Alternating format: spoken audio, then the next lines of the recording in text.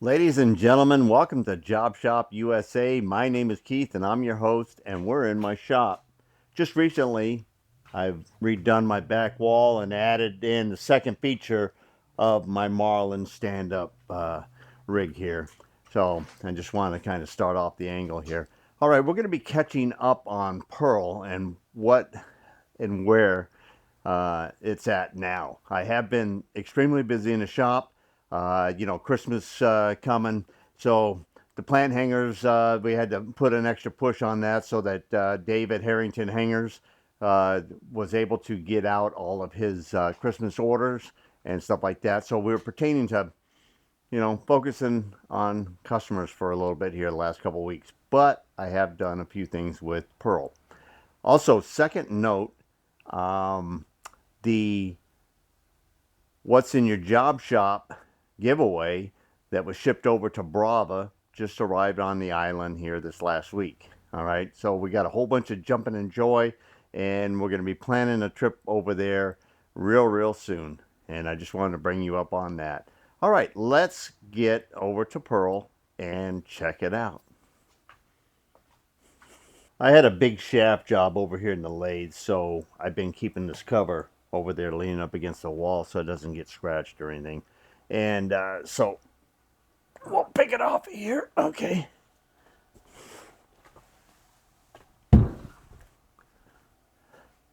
All right, let me bring it down in here. As promised, I added a little white paint to the pump frame here. I also am very appreciative of all the comments that come in. Now, when I've taken something apart, I usually put it back together exactly the way I took it apart. But I also listen to comments, and you help me confirm my own suspicions sometimes. And sometimes you just go, I think you're blowing smoke up my, but I want to point out here, this is the bottom of the intake here of the pump. And you see I have the fine mesh screen out here on the outside.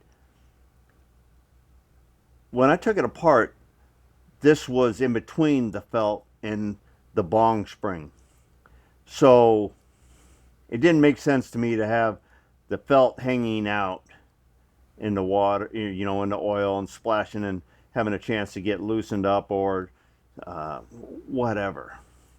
It made more sense to actually have the fine screen here. And any time that I've looked at any kind of a pickup, pump, intake, I've seen a fine mesh screen there.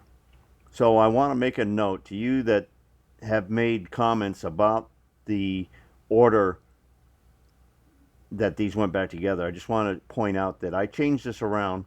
One, I believe in your thinking, but I also was somewhat thinking that myself. And it's very vague in the books or drawings on any of this stuff here. All right, so I'm ready to install the pump here now, and we're going to be putting it in position here. There we go. I'm kind of doing this over the top here. I put a little Loctite on all these fasteners.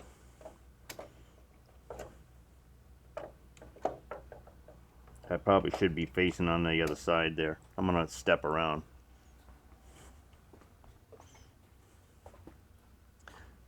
I was trying to give you the best view. There we go. Once I get one up here, we'll be good to go. All right.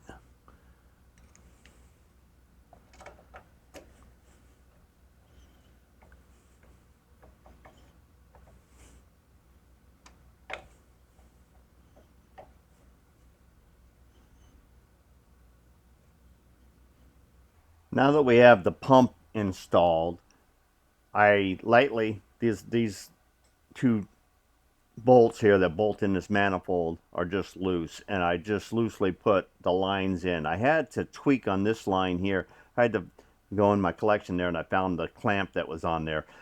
But when we took this apart, this line was tweaked on, and it was stuffed down in here. And this line, actually, you only have 4 lines that lead off of the oil pump. Okay, you have a feed for your front bearing, main bearing, and your rear main bearing.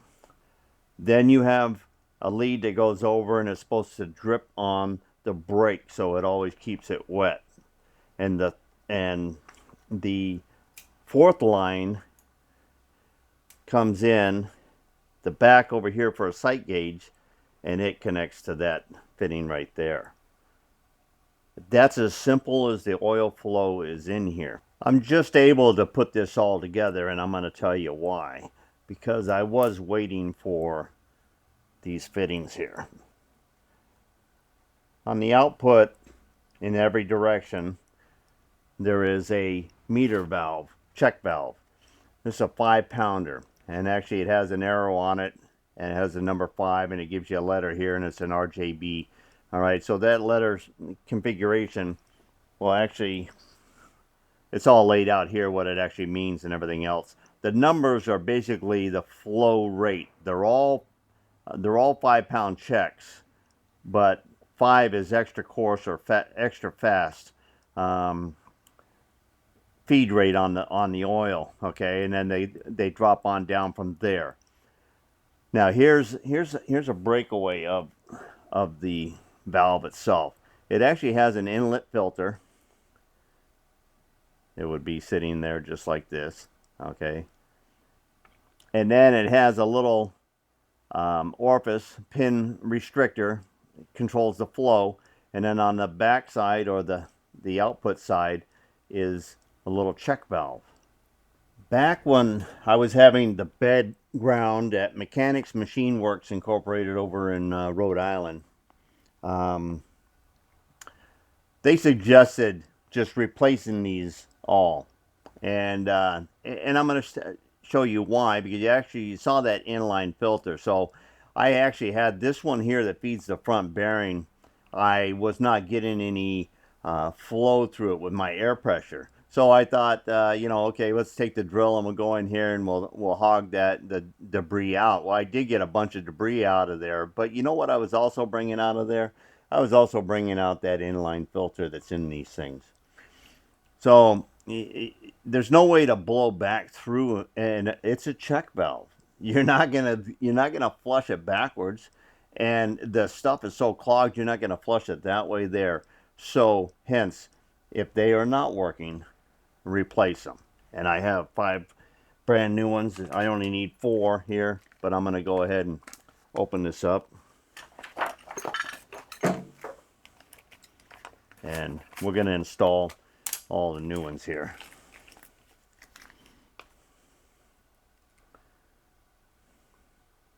Brand new. I installed these 2 tight with Loctite, and they have a wire drill hole through them, and I will tie wire them together before we close up the bonnet for the final time here. But right now I got them tightened so that I can really wrench on these fittings here to get them in here and seal their ferrule in. All right, I think that's good. All right, we're just gonna blow through each of our lines, just making sure.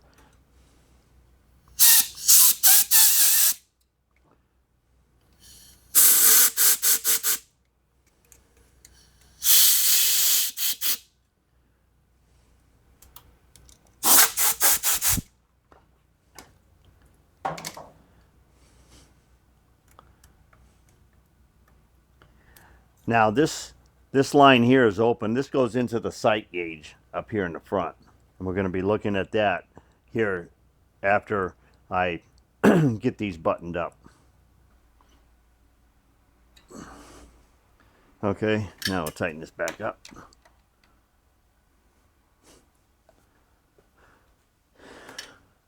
All right, now we're going to go ahead and put on our sight gauges.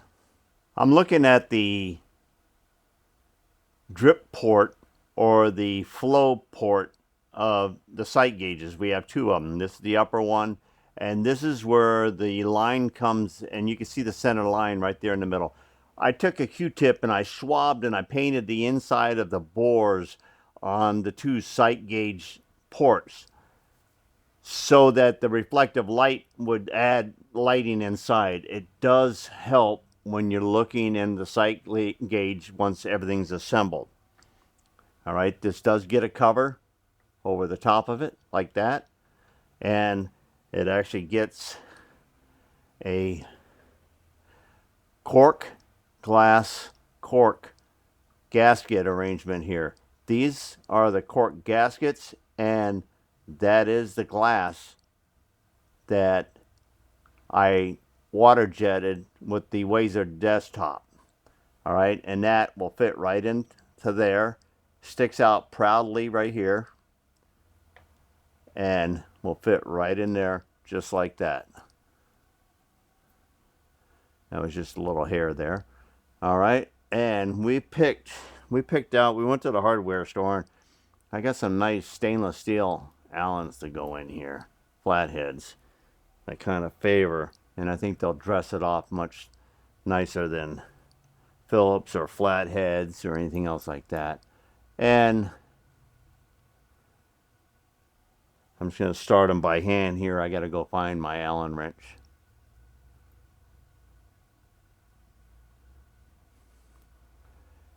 Brand new surfaces, brand new cork, and I believe that it's going to seal on its own. I'm not going to put any goop on it at all. Oh, I forgot. You know, when you're getting things out at the hardware store, just sometimes there's something in the wrong basket. Sometimes there's two things in the wrong basket, and that's why you always got to order extra.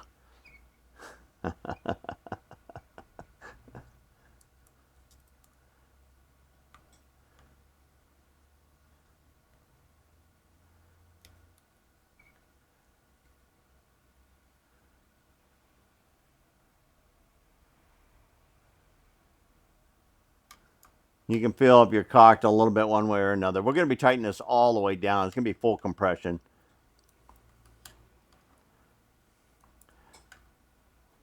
And to prep out that glass and the cork, I actually sprayed with a spray adhesive on the cork and then placed it on the glass.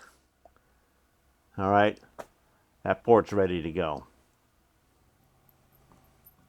This is our lower port. We're going to do the same thing. We're just putting our stack up of the glass cork gasket in there.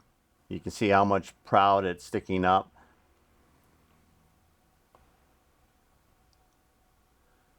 Just make sure that we don't have nothing in there. All right, and okay, now this one, this has to go in this direction here. And before we put it in there, we should probably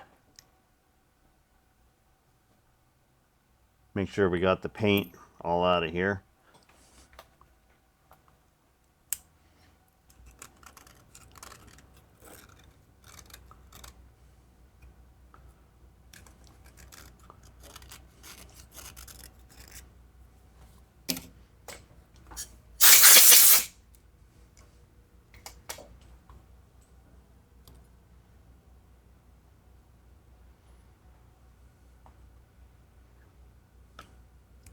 Whatever it was, I got it out.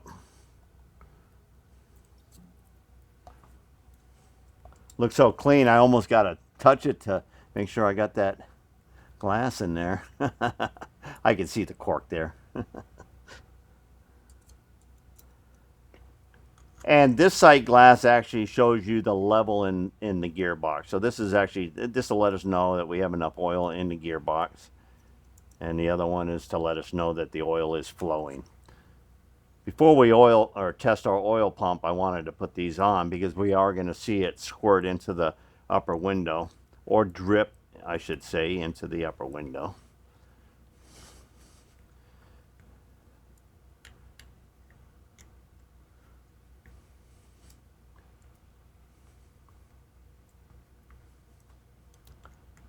I tested each one of these screws in the holes to make sure that they went in farther than the distance they are holding this, because I just want to make sure I never bottomed them out and we had enough pressure. And that feels nice and uniform right there. All right. Little rag doesn't hurt. Okay. Another project I took on and modified one of the handles. I modified this handle, and I didn't show any video on it.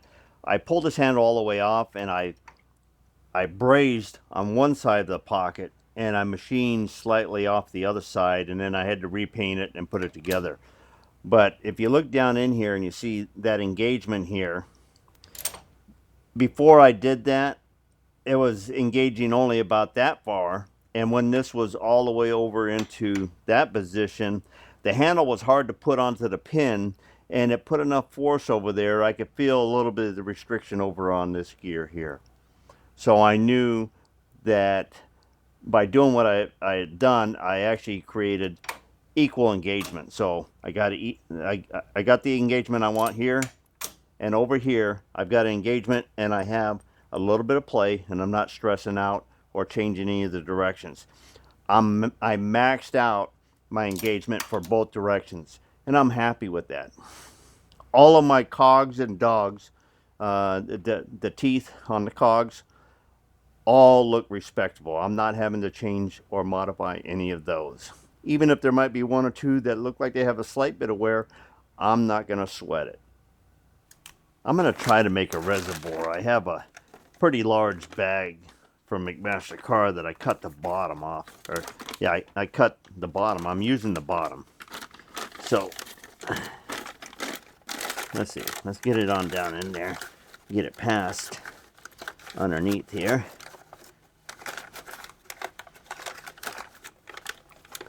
And then if we can lift it up somewhat here. Okay, that's high enough around in there. I'm going to pour oil right into the center of that bag now. Still got my jug of oil here. Same oil I'm going to be running in the gearbox here. So let's go ahead. That's pretty good.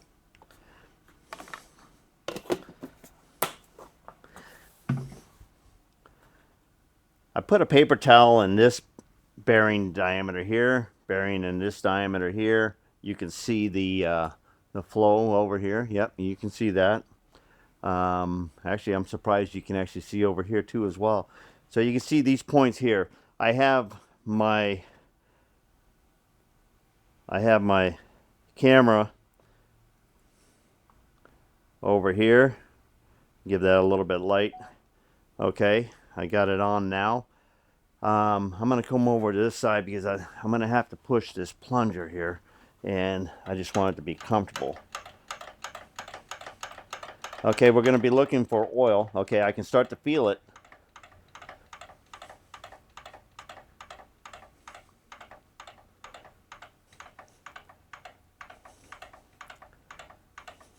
Okay, I'm getting a drip right here on the brake, and I'm getting a drip at both of those bearings there, and I can only imagine I'm getting some out of the sight gauge here. I'm going to have to come over here and actually watch it.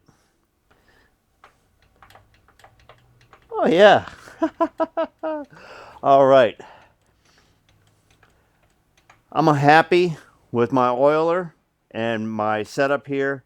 So now we can put in the second to the last shaft, which is the output shaft for the feed, and then the main spindle.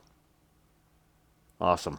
I finished the painting on the linkage that actually comes from controlling the clutch and brake down and runs through to the other side. It comes into the quick change gearbox, and that's where it'll pick up the shaft on the that's riding along with the carriage. So you'll have one handle up here by the headstock, and you have one that follows the carriage, and that will be controlling the clutch and the brake. So things are, I just assembled everything so that I cleared out the paint, made sure the pins are set up right, and put in the set screws holding them. This pin here, I haven't done the final ream on it. I got a set screw over here and a couple other things, but I'm finalizing the clutch. Took me a little bit, but the motor is in an operating position. Real close to the original position. Same pulley size and all of that. So we did have to make our adapter. You saw us doing that quite a while ago. We assembled the pulley, and then this hub is already locked in, and we're getting ready to assemble a clutch for the final time. Now, we've already gone through this with you on assembling this, but we have a couple things that we modified. One, the little square that goes in here that actually catches the clutch disc. Let me move a few things here.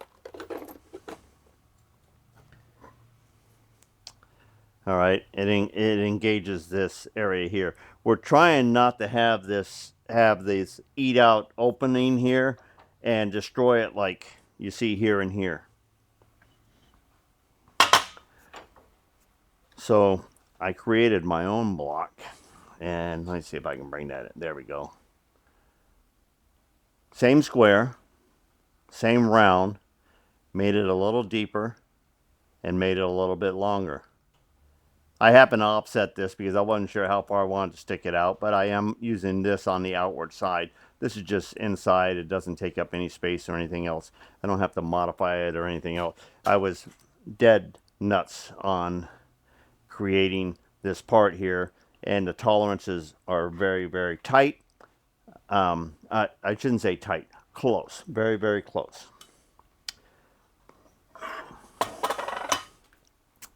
All right, and we're putting this back on the direction we liked.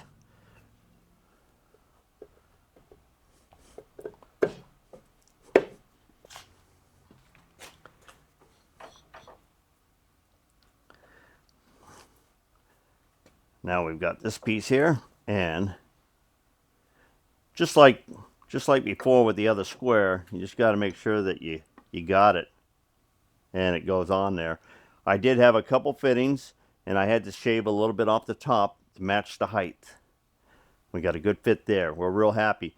But we touched up the paint here. We touched up the paint on this here and this face here as well. And we touched up the paint on this.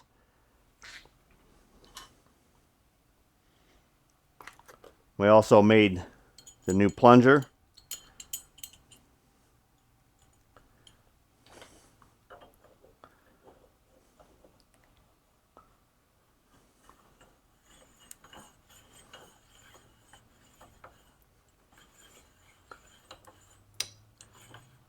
Now, when we first had this up here, and the reason why we had to make that plunger longer is because it doesn't go all the way up against the face. But we want a nice feel to it. We don't want it vibrating around. We like that to be as snug as possible. All right. Now, there's one thing that we have changed out since we put on this next piece here.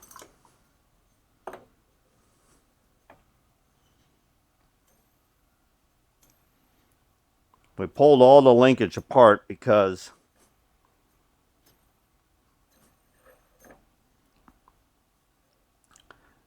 we've got new pins for all locations here because we're switching over to a cotter pin instead of an E-clip or a locking clip or a snap ring.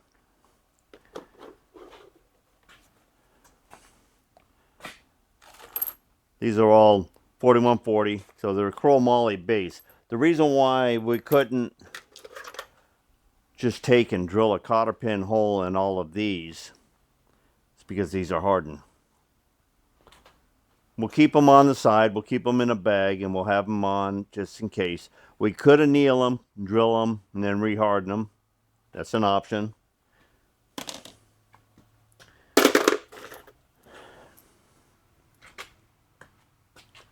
Okay, I'm going to go ahead and get one set up here, and I'm going to bring you in close and explain what the difference is in how this works and works over center, and we're incorporating a missing link to this part that was never on here but was sent in to us by one of our viewers. And actually he sent this in, let's see, what was the date? August 17th, 22. We've been on this project for a while now. Brett Johnson sent us the missing link, and we're going to show you that as soon as I get it set up here. All right, I'm going to share this again. Brett Johnson sent me this. And actually right on here, lever springs, disc lever springs, part number 10. And actually, if you look in the manual, it does say part number 10. It's a spring. And it's actually, there's a set of 4 of them. And I've got one right here now. And let me bring you in. And the reason why, more than anything else, I'm redoing the pins too as well, is this is the pin that was in here.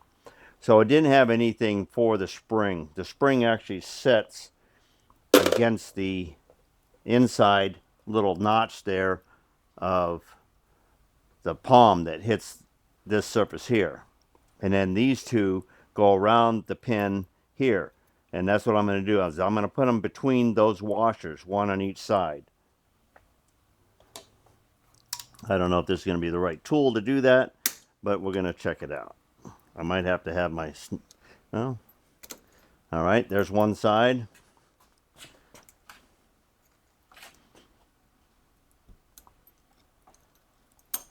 There's the other side.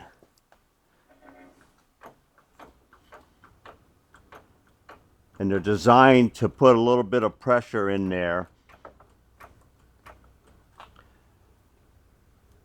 in that position there.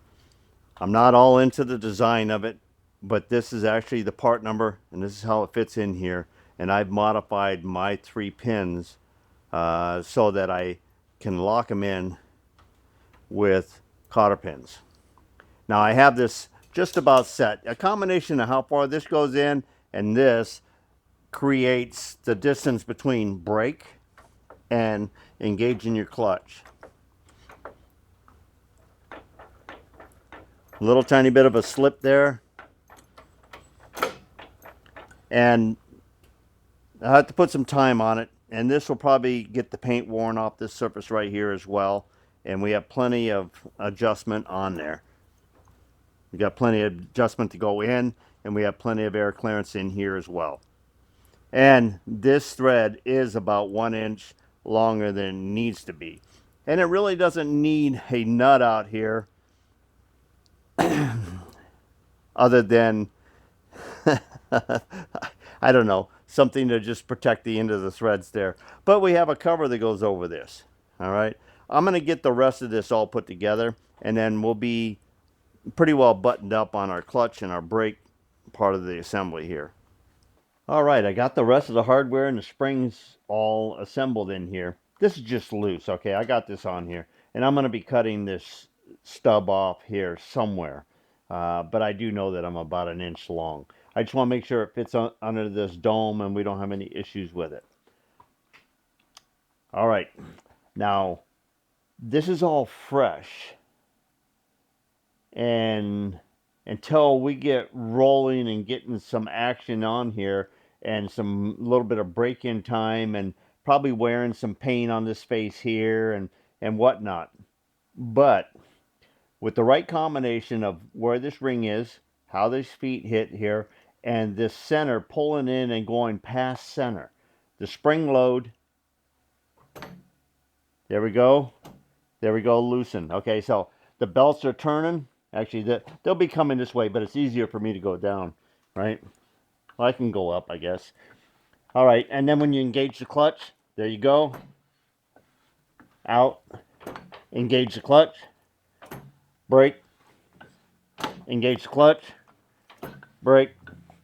All right. Ta-da. All right. Let's head on to the output shaft that's going to run the feed. Before we start getting down in the hole and assembling this lower shaft, I wanted to point out a few things on here. One, the shift cog that shifts back and forth here for forward and reverse, whichever way it goes. The fingers that were in here, I believe they're not of characteristics to the rest of the fingers on all of the shift cogs.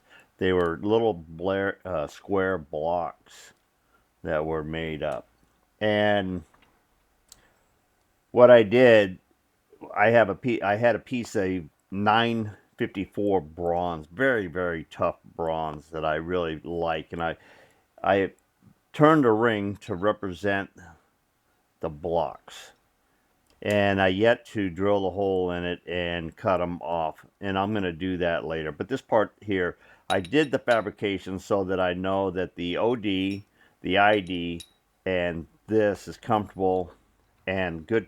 Actually, I increased or tightened up the tolerance or the clearance in here so that we have a better fit. This actually had about 5 thousandths more play in it than I have with that bronze ring. So that is one thing that I've modified and changed on this shaft assembly.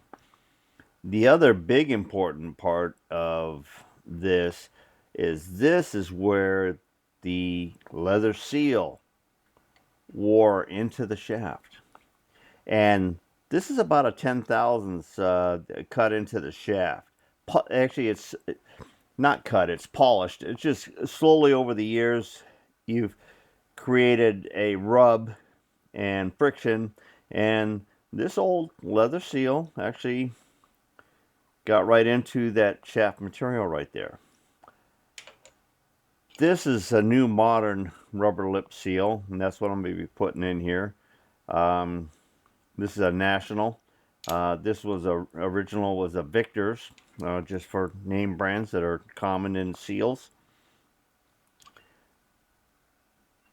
Instead of worrying about filling, turning, grinding, modifying this shaft to take care of that situation, this housing for the seal had a lot of depth or a lot of thickness in the material right back here.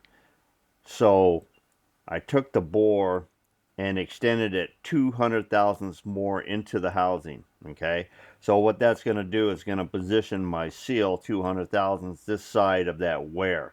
So I'm going to be up here on very good material, a good diameter, which is important to have the right pressure or the friction on the lip seal, and we'll have a better seal at this location, and I don't have to worry about doing anything. I've just cleaned up, lightly polished the shaft.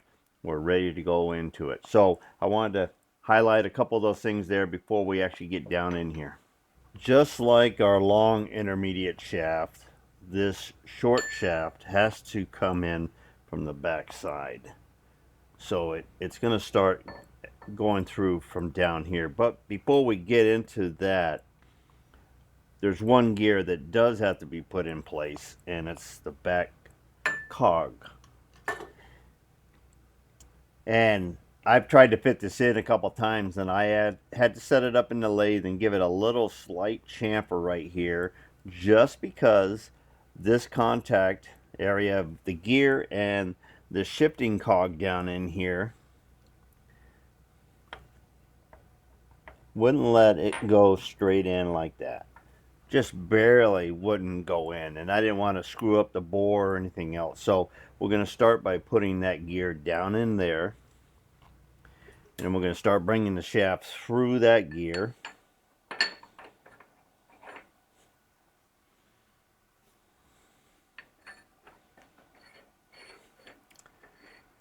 Okay, now when this is in place, the next thing is the little lock ring, which is this. So we can slide this back, and we'll slide that lock ring over. We know that that lock ring's little spot right there is timed with the 6. which is stamped in here. And you know, I always look for the old marks and everything when I took things apart. So this will really line up really nice right there, and the set screws and the dimples will be able to go through. But we have to put the rest of the stuff on here before we can get back to that point there. And as long as we know where that mark is on that ring and that 6 is over here, we know that that'll be the clocked position that screws on fine. I put it all together on the bench. And bench assembly is very, very important. Now, the shifting cog actually had a little clearance on here, and if you look at it, the 6. So the 6 is written that direction, and the stamp is written in that direction right there. So this will go onto the spline in that position right there, and that was much easier than I did it on the bench. All right, so there's the 6, there's the 6. We know that that's lining up there. And I don't know if I had to put both of these things on at the same time, but we know that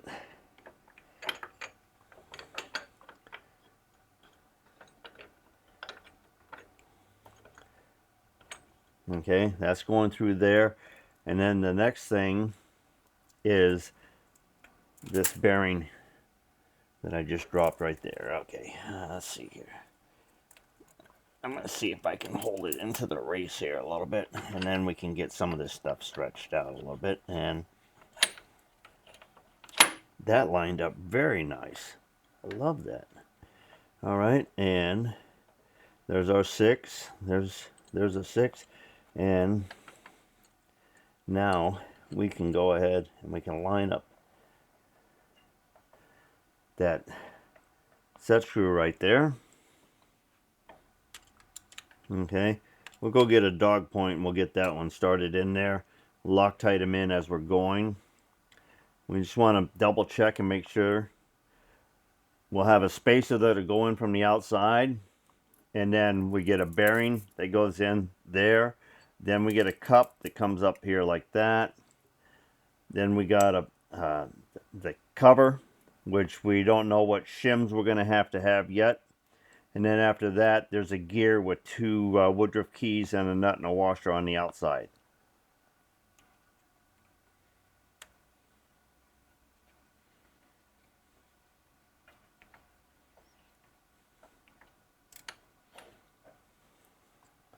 Just loosely putting these in here until I get all 3 of them in there, and then I'm going to torque them down.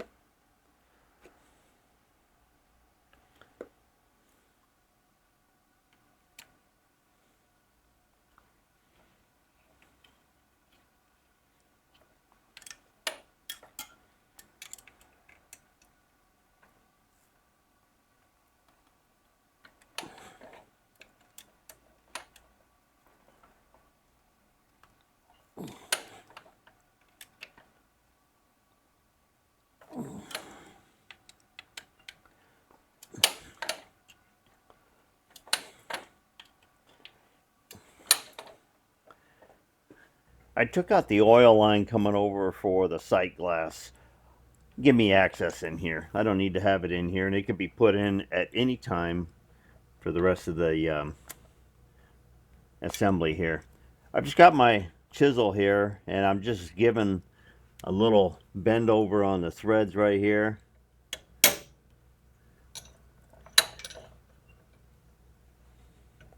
Safety. I don't want the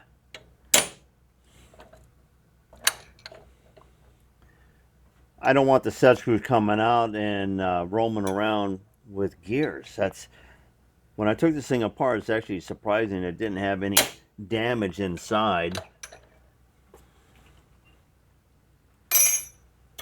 But I think all the set screws were gone out of here, and there was another one I had in here that only had 2 set screws in it, and I found set screws in the bottom of the sump in here when I cleaned it up. So okay, and those gears line up good. That feels good right there. This will slide back and forth. Okay, this is going to be over here now. This picks up oil. Oil's fed in here, and then it goes down and it drains, and it actually goes down into those openings there, and then that spins around, lubricates the surface underneath this gear, which is mating with the main spindle. This one mates with the main spindle and this one here, and this shifting just shifts between the two, so you're either going to run through this gear train out, or you're going to go direct drive to this gear here. That's how it picks up forward or reverse on the feed. And that shifts back and forth with this. And that's controlled out here at the carriage with stops and all kinds of other things. Okay, now we're going to put our bearings and cup and end piece on here right now. We're getting ready to button this up, but you can see that's setting down in there pretty good. It's going to give it a new surface, and you're not even going to tell it from the outside, and there's plenty of meat and all of that. Alright, we're going to put our gasket seal on here, and we're going to get this buttoned up. I Fennerized these. Alright, let's install them. I got to get a couple of the dog point set screws, and we'll get them in place. Both the fingers are in. Nice motion. No binding.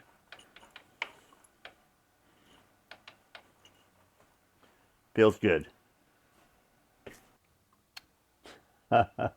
Awesome. You know what this means?